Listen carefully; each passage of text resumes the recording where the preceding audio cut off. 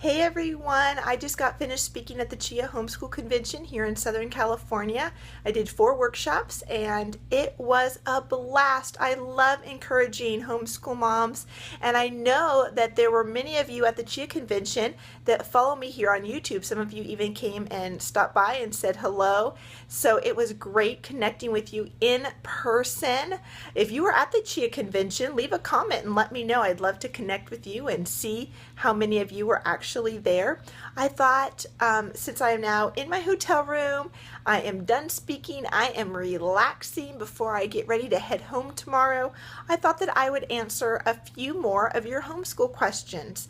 And so I've got my list here and I've got my computer up over there if you see me looking at the screen, and I'm just going to try to go through as many questions as I can before I am just ready to turn this camera off and rest. When did you feel like you found your groove, as in this is how we homeschool and I feel pretty comfortable with it?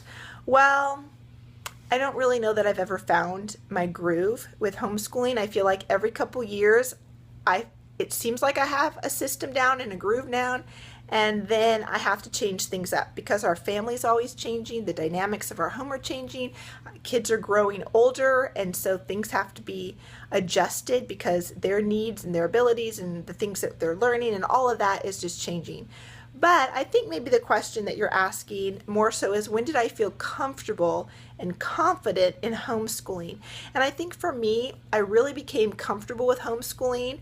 And by comfortable, I mean I wasn't really concerned with what other people thought anymore. I wasn't always constantly being discouraged and questioning myself.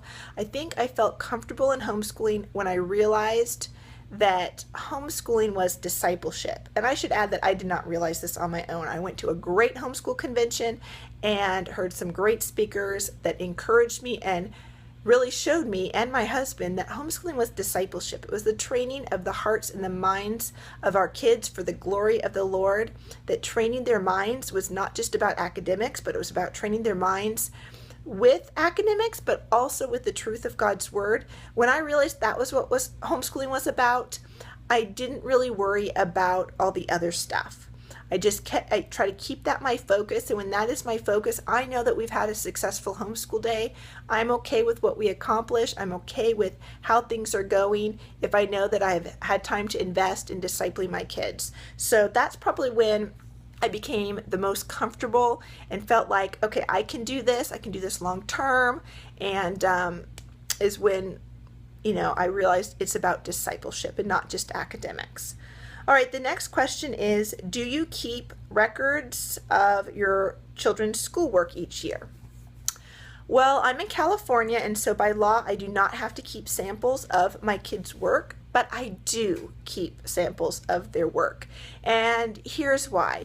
One, I just like having them to go back and look at. I mean, my kids like going back and looking at their work. They put a lot of time and effort into some of the things that they did, and so I want to keep them, and so that they can look back and go, yeah, that's right.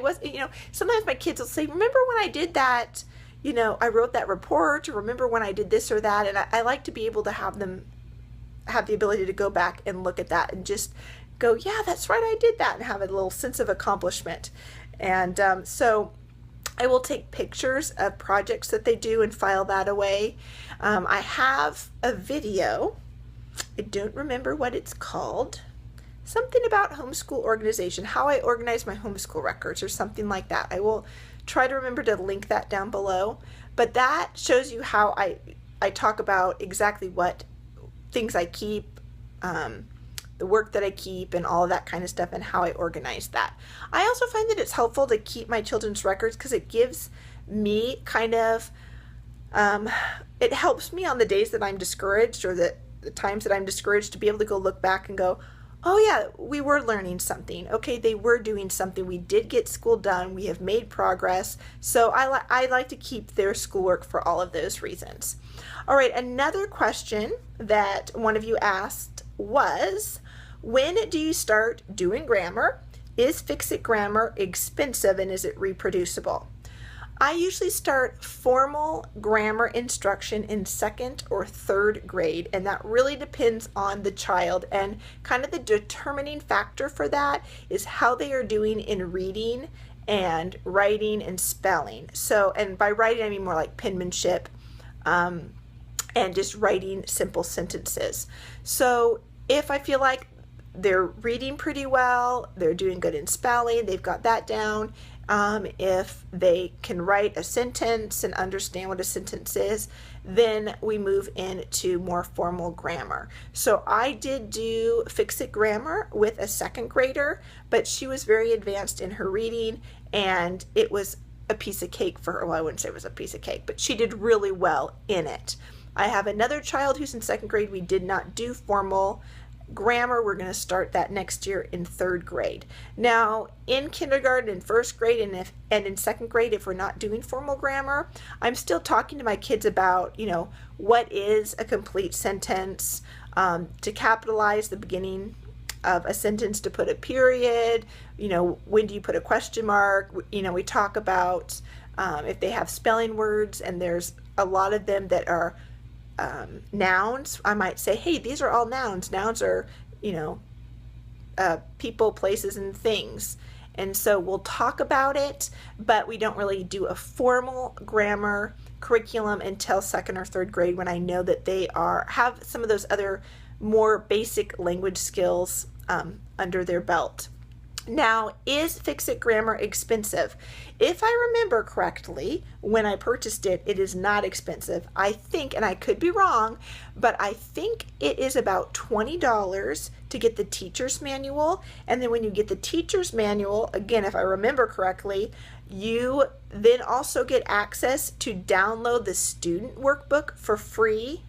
So you pay $20 for the teacher's manual, you get to download the student workbook for free as many times as you want. So it is reproducible in that sense. You buy the teacher's manual, and then you could use it and print off student workbooks for as many kids as you want. I think you can also purchase a hard copy of the workbook if you want, if you don't want to print it out yourself and you just want the hard copy. I got the teacher's manual, and then I just got the free download and downloaded a couple workbooks, all the pages for the kids who were doing Fix-It Grammar. So it's a great program. We absolutely love it. So if you're thinking about it, I hope that answers your question, that I think it's very affordable. All right, you guys, I'm kind of looking here, and I think I ran through all the questions that I can easily see on my computer without scrolling a whole bunch. So I'm just going to leave it at that, because I want to go to bed. Well, actually not to bed. I want to lay in this bed and relax before I head home tomorrow and kind of get some rest before I go back to motherhood and just loving on my kids and on my spouse. So I am going to say goodbye. I will see you guys in another video. And if you were here at the Chia Convention, make sure to leave a comment. I'd love to reconnect with you. Bye-bye.